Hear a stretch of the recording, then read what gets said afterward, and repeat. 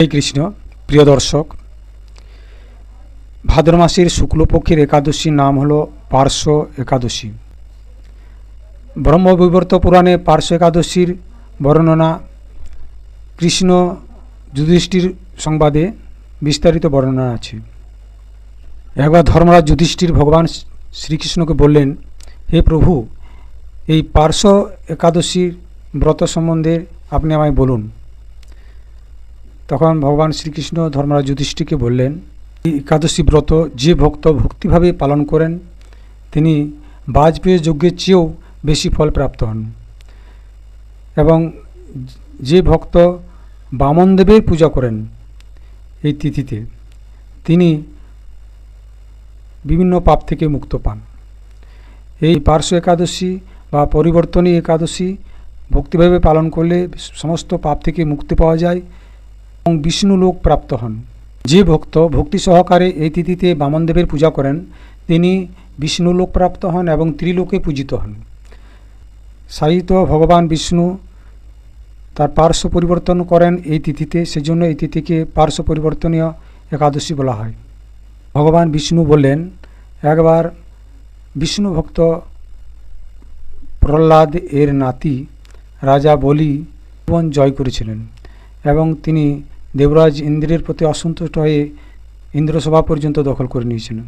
তখন দেবরাজ ইন্দ্র সবকিছু দেবতাদের নিয়ে ভগবান বিষ্ণুর কাছে উপস্থিত হয়েছিলেন এবং ভগবান বিষ্ণুকে বললেন যে এই বিপদ থেকে আমাদের মুক্তি করতে হবে। তখন ভগবান বিষ্ণু বামন রূপে অবতার হয়ে বলি রাজার কাছে উপস্থিত হলেন এবং বলি রাজার কাছে দান চাইলেন। বলি রাজা খুব বড় দানী ছিল, সে দান দিতে অস্বীকার করেনি, কিন্তু বলি রাজার গুরুদেব দৈত্যগুরু শুক্রাচার্য তাকে বাধা দিয়েছিল, কিন্তু বলি রাজা তা অগ্রাহ্য করেন এবং বামনদেবকে দান দেবার কথা সংকল্প করলেন। তখন বামনদেব তার কাছে চাইলেন 3 পাগ মাটি, কিন্তু বলি রাজা আরও বেশি কিছু দিতে চাইলেন। ভগবান বামনদেব আর কিছু চাইলেন না। তখন ভগবান বামনদেব যখন চাইলেন 3 পাগ মাটি, তিনি প্রথম পদে নিচের 7 ভুবন, দ্বিতীয় পদে উপরের 7 ভুবন দখল করলেন এবং শেষে পাটি রাখার জায়গা পেলেন না।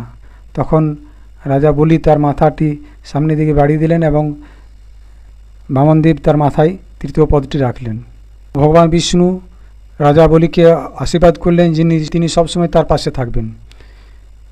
আর সেদিন থেকে রাজা বলি বামনদেবের মূর্তি স্থাপনা করে পূজা করতে শুরু করলেন তার রাজ্যে।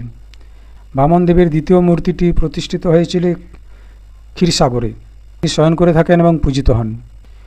শয়ন একাদশী থেকে উত্থান একাদশী পর্যন্ত এই 4 মাস তিনি অনন্তদেবের কোলে ক্ষীরসাগরে শয়ন করে থাকেন।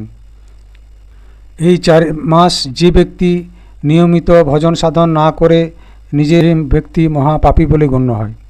শ্রাবণ মাসে শাক, ভাদ্র মাসে দই, আশ্বিন মাসে দুধ এবং কার্তিক মাসে মাসকলাই বর্জন করে যে ব্যক্তি এই 4 মাসে ভগবান শ্রীকৃষ্ণের সাধন ভজন করেন তিনি বিষ্ণুলোক প্রাপ্তের অধিকারী হন।